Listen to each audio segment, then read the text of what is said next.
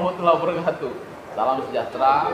Berjumpa kembali dengan saya Muhammad Nasir di ketikpos.com. Kali ini kita akan membahas tentang salah seorang pahlawan Sumsel yang saat ini sedang diusulkan untuk menjadi pahlawan nasional, yaitu Ratu Sinuhun. Nah, untuk itu telah hadir bersama saya dua orang pakar sejarah dan budayawan, dan mereka juga pengurus Dewan Seniman Palembang. Di sebelah kanan saya ini Dr. Dedi Irwanto MA dan juga dosen UNSI ya. Kemudian sebelahnya ini Dr. Emas Aripanji MSI. Jadi kali ini kita akan membahas tentang siapa sebenarnya Ratu Sinuhun itu dan apa alasannya yang terkuat sehingga beliau itu diusulkan untuk menjadi pahlawan nasional, dan kemudian apa yang akan dilakukan oleh Dewan Seniman Palembang terkait dengan usaha-usaha supaya terrealisasi menjadi pahlawan nasional. Ini ke Dr. Dedi dulu ya. Iya. Sebenarnya Dr. Dedi, Ratu Sinuhun itu siapa sebenarnya? Ya, pertama ada satu hal yang menarik mengenai Ratu Sinuhun ini. Secara historis, pertama mengenai Ratu Sinuhun ini tidak banyak secara historis dinarasikan mengenai biografi dan riwayat beliau. Jadi orang hanya mengenal beliau ini sebagai permaisuri dari Pangeran Sidoing Kenayan, yang kemudian ya Sultan atau Raja Palembang yang ke-6 pada waktu itu. Dan kemudian beliau hanya diidentikan dengan penulis kitab Undang-Undang Simbur Cahaya. Nah, menurut saya ada beberapa hal yang perlu diluruskan mengenai Ratu Sinuhun ini. Pertama, dalam beberapa literasi yang ada sebuah kebingungan menurut saya di kalangan para penulis sejarah. Pertama, Ratu Sinuhun ini diidentikan tidak dengan satu orang. Jadi dianggap ada beberapa orang ya yang disebut sebagai Ratu Sinuhun. Jadi Ratu Sinuhun ini hanya gelar. Nah, menurut saya ini sebuah kekeliruan, karena di Kesultanan Palembang gelar itu seperti Ratu Sinuhun itu biasanya cuma satu. Jadi dia pertama harus ditetapkan itu bahwa Ratu Sinuhun ini satu orang. Tidak ada Ratu Sinuhun yang lain selain Ratu Sinuhun yang mendampingi Pangeran Sidoing Kenayan. Nama aslinya siapa? Punya nama aslinya? Kalau nama beliau ini punya beberapa nama sebetulnya. Ada yang menyebutnya Ratu Sianom, kemudian Ratu Sinuhun, dan ada juga yang mengidentikan beliau ini. Jadi begitu Pangeran Sidoing Kenayan meninggal tahun 1943, dan kemudian seolah-olah beliau juga meninggal pada saat yang sama. Nah, menurut saya itu yang perlu diluruskan dulu, karena berdasarkan bacaan saya misalnya dari beberapa literasi bahwa sebetulnya Ratu Sinuhun ini hidup terus berlanjut kepada sampai ke zamannya Kemas Indi atau Sultan Abdurrahman Cindebelang. Jadi beliau masih hidup sampai itu. Dan perlu dicatat bahwa sebetulnya di dalam sistem Kesultanan Palembang yang menarik itu sebetulnya yang paling berperan adalah Ibu Suri. Jadi Ratu Sinuhun ini sebetulnya Ibu Suri. Jadi setelah Pangeran Sidoing Kenayan meninggal, lalu kemudian beliau naik sebagai Ibu Suri. Jadi Ibu Suri itu di atas permaisuri artinya. Sehingga kemudian sultan-sultan, raja-raja dan sultan-sultan patuh kepada perintah beliau, Ibu Suri. Nah, yang tidak kalah menarik menurut saya, pertama, ya sebetulnya beliau ini tidak saja membuat sebuah karya besar. Jadi di dalam pengusulan atau syarat pengusulan pahlawan nasional itu, selain hampir semua kriteria menurut saya, beliau memenuhi syarat. Cuma ada satu kriteria yang memang harus dipertegas mengenai perlawanan terhadap kolonialisme. Nah, iya, dan menurut saya beliau ini juga terlibat dalam perlawanan terhadap kolonialisme, yaitu Nanti kalau kita lanjut lagi ya, soal perlawanan itu, nanti ya, kita kembali ke apa? Dokter Kemas. Ya. Dari Dokter Kemas ini saya juga ingin tahu sebenarnya silsilah dan keturunan Ratu Sidul itu apakah memang dia keturunan Palembang atau seperti apa? Ya, baik. Jadi Ratu Sinuhun ini adalah anak dari Temenggung Manconegoro. Nah, ibunya bernama Nyai Gede Pembayun. Nah, Temenggung Manconegoro ini anak dari Adipati Sumedang Yang di Cirebon. Cirebon. Sedangkan ibunya Nyai Pembayun ini itu keturunan atau anak dari Ki Gede Ing Suro. Nah, Ki Gede Ing Suro terus naik lagi ke atas sampai ke Sido Ing Lautan. Tapi kalau dirunut, kalau ditelusuri binnya ini, mereka ini nanti ketemunya di Raden Patah. hubungannya apa dengan Raden Patah? Ya buyutnya bertemu ketemunya di situ. Nah, jadi sama-sama zuriat dari bangsawan Demak, ada yang pindah di Cirebon, ada yang di Palembang, terus nanti bertemu lagi di Palembang. Jadi memang itu masa sebelum kesultanan. Betul. Jadi dia kalau istilah dalam babakan sejarah itu masuk di masa kerajaan Palembang statusnya. Karena kita kan mulai start kesultanan itu sejak Sultan Abdurrahman. Nah, ini sebelum Sultan Abdurrahman. Nah, bedanya apa antara kesultanan dengan raja itu? Kira-kira. Ya, jadi begini, kalau kesultanan itu mereka menegaskan bahwa mereka kerajaan Islam dan rajanya pakai gelar sultan. Dan mereka istilahnya langsung mendapat pengakuan atau dari Turki. Ya, jadi dia di bawah pengaruh Turki pada waktu Utsmani. Nah, seperti itu. Itu bedanya seperti Kalau itu. yang raja tadi, Raja tadi masih di bawah Demak tadi. Demak. Ya. terakhir itu ialah apa? Sido Ing Kenayan itu. Sido Ing Kenayan. Nah, kenapa bisa terakhir? Jadi antara Pangeran Sido Ing Kenayan ini bersama Ratu Sinuhun ini dia tidak punya keturunan. Nah, ada catatan lain mungkin Dr. Dedi lupa. Ada peristiwa Jaladri pada waktu itu. Ketika Jaladri mengamuk di keraton, di Kota Gawang, kemudian matilah Sido Ing Kenayan ini. Makanya namanya Sido Ing Kenayan itu mati dia teraniaya, gugur dianiaya sehingga Itu namanya masuk pemberontakan bukan? ada perlawanan, artinya ada peristiwa sendiri yang itu sehingga dia memberontak, dia melawan dan membunuh dan seluruh kerabat di istana itu. Nah, Yang langsung mati juga di peristiwa itu. Mungkin Dr. Dedi punya catatan lain kalau memang dia belum mati pada saat itu. Itulah yang harus kita luruskan lagi. Apakah dia mati pada saat peristiwa Jaladri itu atau dia mati setelahnya, kata Dr. Dedi tadi. Jadi ini memang masih perlu penelusuran, Pak Nasir. Artinya kalau menurut Dr. Dedi sendiri dari beberapa hal yang mungkin ada hasil penelitian atau kajian, sebenarnya kan memang seperti apa sih kelayakan Ratu Sinuhun itu bisa diajukan sebagai pahlawan nasional tadi? Tadi katanya tidak ada perlawanan terhadap kolonial kan? Kalau kita lihat ada kata ini juga tidak ada perlawanan, hanya berkirim surat saja kan? Teman-teman kemudian dibukukan habis terbit terang bisa menjadi pahlawan nasional. Ya itu sebetulnya kan ada perjuangan fisik, artinya menggunakan senjata, ada yang berjuang secara diplomasi atau politik. Nah, kalau Kartini itu lebih ke diplomasi, karena salah satunya beliau berkirim surat ke Abendanon di Belanda. Nah, tapi menurut saya ada sebuah narasi gitu, yang mungkin belum ditulis gitu, karena pada waktu pemerintahan Ki Gede Ing Rejek, jadi setelahnya Pangeran Sido Ing Kenayan, kemudian Pangeran Pasaryan, lalu kemudian Sido Ing Rejek. Pindah ke OI itu setelah Kenayan ya. Itu terjadi perang Palembang melawan POC tahun 1659. Jadi sudah ada perlawanan terhadap POC ya. Iya, jadi 4 November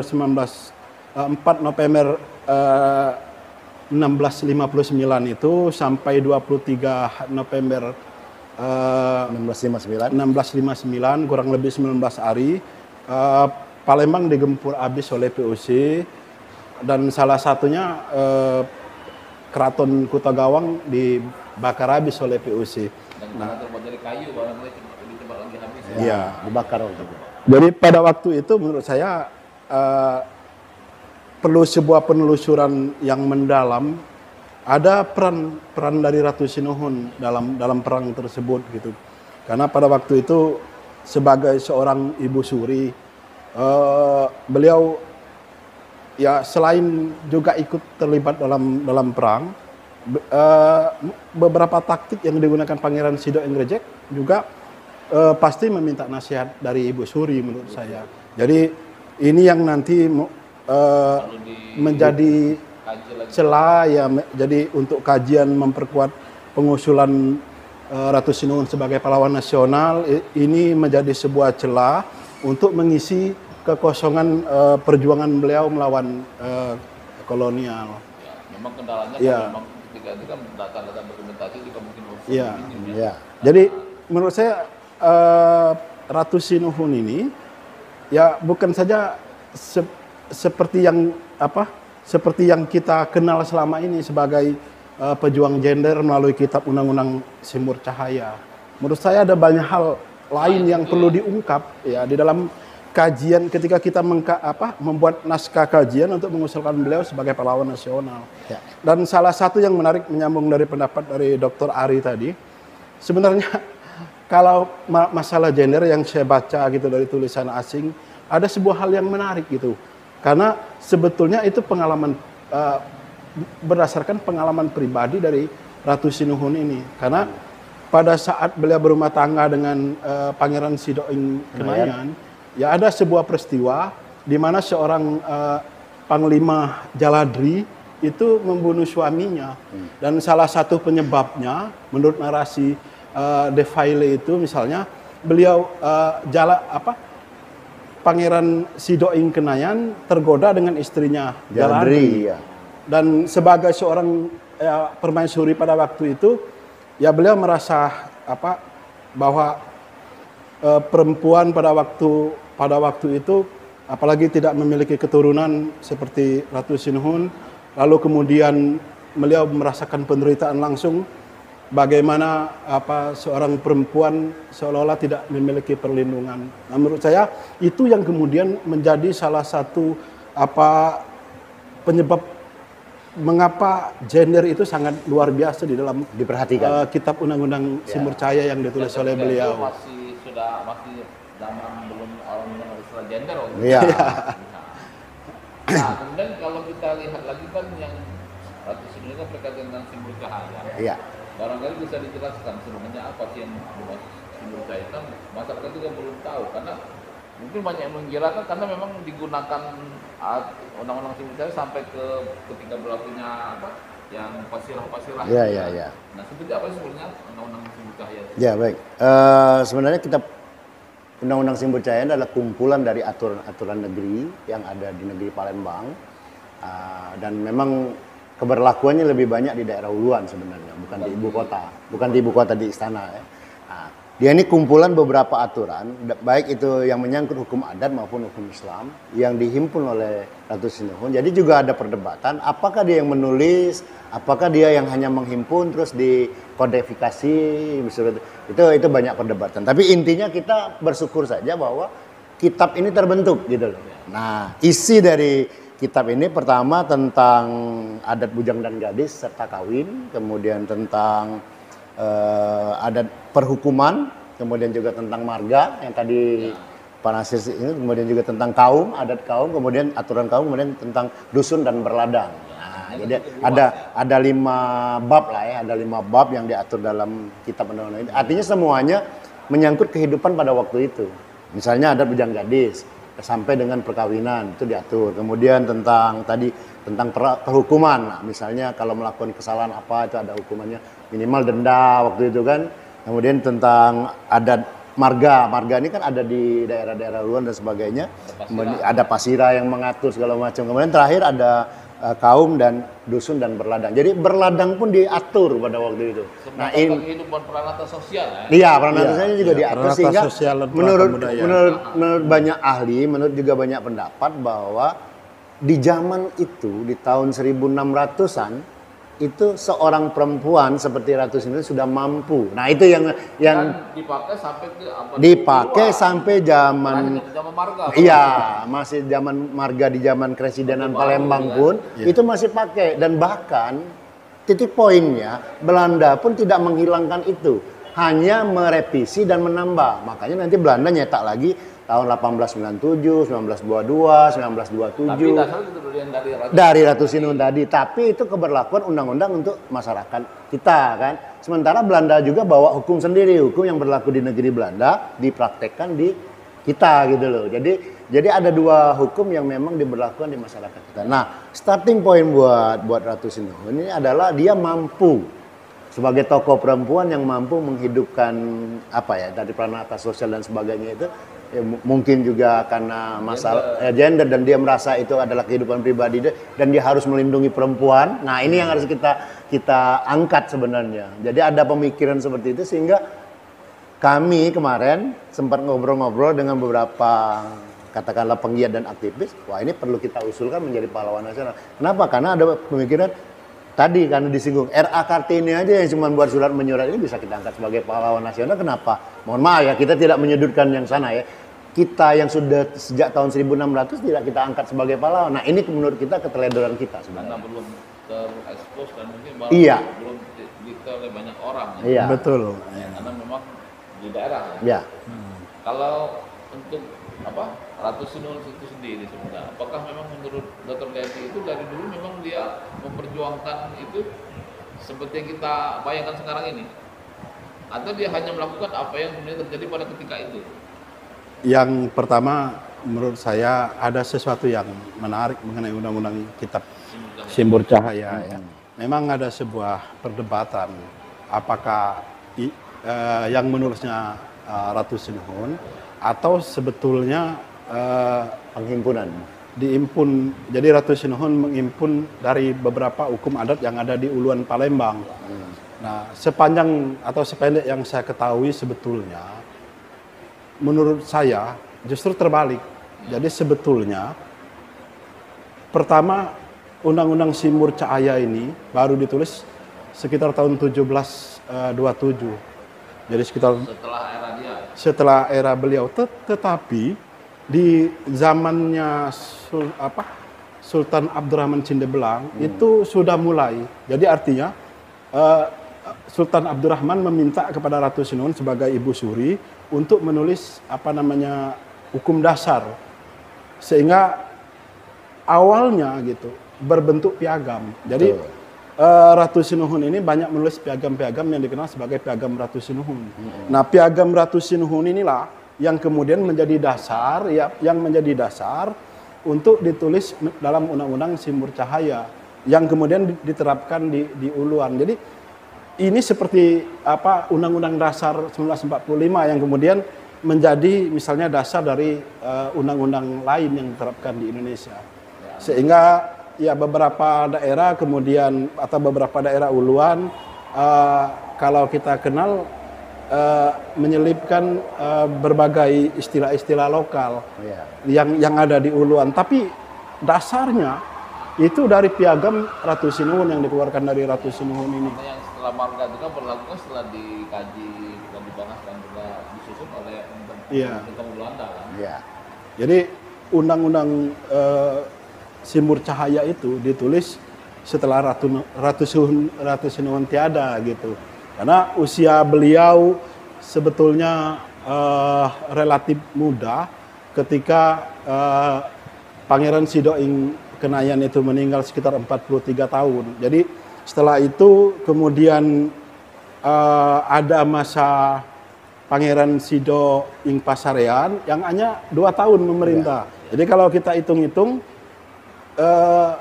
kemudian di Pangeran Sidoing Rajik itu cuma 6 tahun. Artinya hanya dari masa itu 22 tahun. Jadi ketika beliau menikah dengan Pangeran Sidoing Kenayan itu sekitar berusia 20 tahun, dan di masa akhir ketika memasuki masa kemas ini itu beliau berusia 43 tahun. Jadi ya masih sangat produktif sekali gitu. Sehingga menurut saya beliau, dan yang menariknya beliau ini begitu Pangeran Sidoing Kenayan meninggal, ya siapapun jadi permaisuri, beliau tetap Ibu Suri gitu, tidak tergantikan karena beliau terus hidup di masa Sultan Abdurrahman, sehingga kemudian ketika Sultan Abdurrahman memerintah, beliau meminta supaya cita-cita hukum untuk mengatur wilayah Uluan itu ditulis dalam Piagam Ratu Sinuhun. Kalau Ya. dari Demas sendiri, kan kemarin sudah ada upaya dari Sri Kandi Sriwijaya untuk melakukan dukungan, dan Ya. juga ada beberapa diskusi dan juga ada menghimpun beberapa komunitas Ya, ya. koalisi namanya. Ya, rencananya kita kalau akan bentuk dari- koalisi. Sebagai dari pengurus dari Jawa Palembang sendiri, apa yang mungkin akan dilakukan untuk bisa melakukan backup? Ya, jadi kemarin kita udah sedikit diskusi kecil bahwa hasil dari gerakan ini harus ditindaklanjuti dengan koalisi, artinya menghimpun banyak stakeholder, banyak organisasi, banyak komunitas yang harus mendukung satu visi. Bahkan kita sudah beraudiensi dengan Pak Wali Kota, juga dengan Pak Gubernur. Kedua-duanya juga mendukung dan menyatakan harus segera diwujudkan. Nah, artinya Dewan Kesenian ini kita kemarin diskusi tim, harus mengambil kesempatan ini Pak Nasir, bahwa Litbang itu akan memprakarsai kawan-kawan di komite-komite. Jadi kita akan mengadakan beberapa event atau acara yang terkait dengan ini. Yang kita beri judul, misalnya katakanlah kalau nanti ada sepekan seni, tema besarnya Festival Ratu Sinuhun. Nah gitu, kepengennya begitu. Nanti komite musik itu mengadakan lagu-lagu atau lomba lagu atau apa tuh yang bertemakan Sinuhun. Yang melukis komite seni rupa juga seperti itu. Walaupun sudah ada wajah Iya, kita mungkin atau nanti yang sastra juga lomba puisi, membaca, melukis juga seperti itu. Yang Nah, film juga buat misalnya dokumenter yang dikatakan Pak Dedi tadi mungkin kita bisa dokumenterkan. Nah, ini PIC-nya mungkin di Litbang, tapi Litbang ini membawa seluruh komite. Komite inilah yang nanti yang membuat event-event di bawah satu festival besar namanya Festival Ratu Sinuhun. Mungkin kita bisa kaitkan merubah dari sepekan seni itu. Nah, itu pengennya kita seperti itu. Nah, kemudian kita himbau juga kemarin kepada pemerintah, karena kesempatan ketemu dengan Pak Wali Kota kemarin, kita minta ada dukungan kuat dari pemerintah Kota Palembang, karena memang persyaratan untuk menjadi pahlawan nasional itu harus didukung dimulai dari pemerintah kota. Usulannya dimulai dari dinas sosial pemerintah kota, kemudian diberikan kepada pemerintah provinsi, ya, dinas sosial juga. Nanti gubernur membuat surat mengusulkan ke Kementerian Sosial. Nah, dari Kemensos baru menunjuk TP2GD pusat. Nah, ini saat ini ketuanya Pak Drizon, Bapak Menteri kita. Artinya peluang ini kan kalau orang yang care dengan budaya kita agak optimis gitu ya. Nah, sementara untuk di kota Pak Dr. Dedi kita mengusulkan harus segera membentuk juga TP2GD tingkat kota. Bahkan provinsi pun katanya dulu sudah ada TP2GD, harus diaktifkan kembali, apakah dia membentuk baru dan lain sebagainya itu nanti diserahkan pada tingkat provinsi. Nah, yang paling dekat Pak Wali Kota udah setuju kan kembali, apakah dia membentuk baru dan lain sebagainya itu nanti diserahkan pada tingkat provinsi. Nah, yang paling dekat Pak Wali Kota udah setuju harus membentuk TP2GD. Nah, mungkin kesempatan yang kata Pak Dr. Dedi tadi masuk di TP2GD tadi yang untuk menghimpun, meneliti, mendata itu sehingga cukup lengkap, baru kita usulkan ke provinsi dan waktunya jangan lama-lama Pak Nazir untuk yang TP2GD ini. Iya. Kalau barangkali perbincangan kita walaupun singkat, artinya kan memang upaya menjadikan Ratu Sinuhun sebagai pahlawan nasional itu memang harus dilakukan oleh semua. Iya, dan Dewan Kesenian harus ikut peran. Selain kajian, selain analisis, selain pembuatan dokumenter. Iya. Yang jelas publikasi tentang beliau. Ratu Sinuhun bisa lebih dikenal. Lebih dikenal. Benar. Sebagai event dan kegiatan Betul. termasuk melalui seni ya. Iya. Demikianlah barangkali semoga berubah dan semoga Ratu Sinuhun bisa menjadi pahlawan nasional. Amin. Amin. Assalamualaikum warahmatullahi wabarakatuh. Waalaikumsalam warahmatullahi wabarakatuh.